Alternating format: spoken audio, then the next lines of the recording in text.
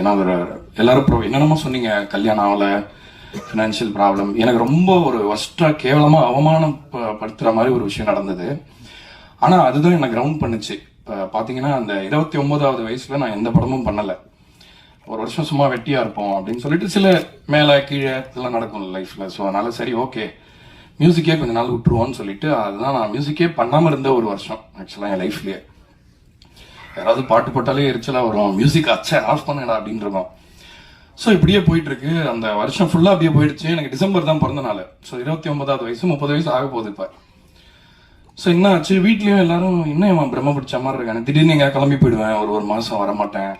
அப்புறமா திடீர்னு ஒரு மாசம் கழிச்சு வருவேன். பார்த்தா அந்த கிட்டத்தட்ட அந்த 4 கடவுள் ஆரியா இருப்பார்ல அந்த ஜோன் போயிட்டேன். சரி நான் சியர் அப் பண்ணணும் அப்படின்னு சொல்லிட்டு என்ன பண்ணாங்க, என்னோட பிறந்த நாள் இன்னைக்கு மிட் நைட் பிறந்த நாள், 30 வயசு ஆக போகுது. என்னோட ஒய்ஃப் வந்து காலையிலேருந்து சண்டை போட்டுக்கிட்டே இருக்காங்க for no reason. Apparently to throw me off ஒரு சர்ப்ரைஸ் பிளான் பண்ணியிருந்தாங்க நைட் 12 மணிக்கு. அது வந்து நான் ஸ்மெல் பண்ணிடக்கூடாதுன்றதுக்காக என்னமோ பண்றாங்க, மூஞ்சில எல்லாம் தண்ணி கொட்டுறாங்க. நான் எதுக்குமே சொரணாத மாதிரி இருக்கேன். ஸோ பயங்கரமா சண்டை போடுறாங்க, என்னமோ பண்றாங்க, எல்லாம் பண்ணிட்டாங்க. சரி வெளியே எங்கேயோ போயிட்டு வரேன். வந்துட்டு மணி ஒரு 11:55 இருக்கும். வந்துட்டு நான் அது வரைக்கும் ரொம்ப சீரியஸான ஒரு ஆளு. எனக்கு வந்து வாழ்க்கையை ரொம்ப நகைச்சுவையா மாத்தின ஒரு எல்லாத்தையும் லைட்டா எடுத்துக்கணும், நம்ம ஒன்றும் ஆகலன்னா பரவாயில்ல அப்படின்னு சொன்ன ஒரு வயசு எனக்கு. அந்த 29ங்கிற நம்பர் அவ்வளோ இம்பார்ட்டன்ட். எதுக்காக சொல்ல வரேன்னா, நான் ரொம்ப ரொம்ப மட்டமான ஒரு விஷயம் சொல்ல போறேன். நீங்க இது எப்படி எடுத்துப்பீங்கன்னு தெரியல.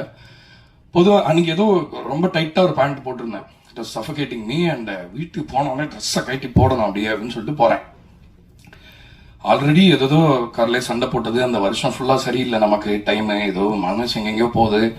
30 பத்தி வேற ஒரு பயமுறுத்துறாங்க நம்பரை பத்தி. போறேன், சட்டையை கட்டுறேன், பேண்ட்டை கட்டுறேன், பாக்ஸரோட நிக்கிறேன். பேசிக்கா எல்லாரும் அந்த கர்டன்ஸ் பின்னாடில இருந்து வந்து சர்ப்ரைஸ் அப்படின்னு கத்துறாங்க ஃப்ரெண்ட்ஸ்லாம்.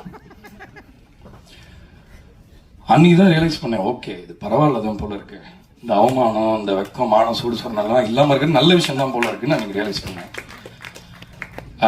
அதோட சீரியஸான விஷயம் என்னன்னா, அன்னில இருந்து நான் வந்து என்னோட ஒர்க்கை ரொம்ப இன்னும் அதிகமா சீரியஸா எடுத்துக்க ஆரம்பிச்சேன். நாம எந்த மாதிரி படைப்புல இருக்கணுங்கிற எல்லா விஷயத்தையும் சீரியஸா இருக்க ஆரம்பிச்சேன். நான் வாழ்க்கையை நான் ரொம்ப ரொம்ப லைட்டான, என்ன ஆனாலும் பரவாயில்லப்பா அப்படின்ற ஒரு மைண்ட் செட் எனக்கு கொடுத்த ஒரு வயசு அது. ஸோ அதனால இந்த படத்துக்கு நான் ரொம்ப ரொம்ப பொருத்தமான ஆளா இருப்பேன்னு நினைக்கிறேன் ஒரு விதத்துல. ஸோ அதுதான் என்னோட எக்ஸ்பீரியன்ஸ். எனிவே இந்த படத்தை பத்தி மேற்கொண்டு நாங்க பண்ற ஒர்க் தான் பேசணும்னு நினைக்கிறேன். இதுக்கான நன்றியை வந்து இந்த படத்தோட வெற்றி விழால நான் சொல்றேன்னு சொல்லி விடைபெறுகிறேன். வணக்கம். ஒரே நிமிஷம்.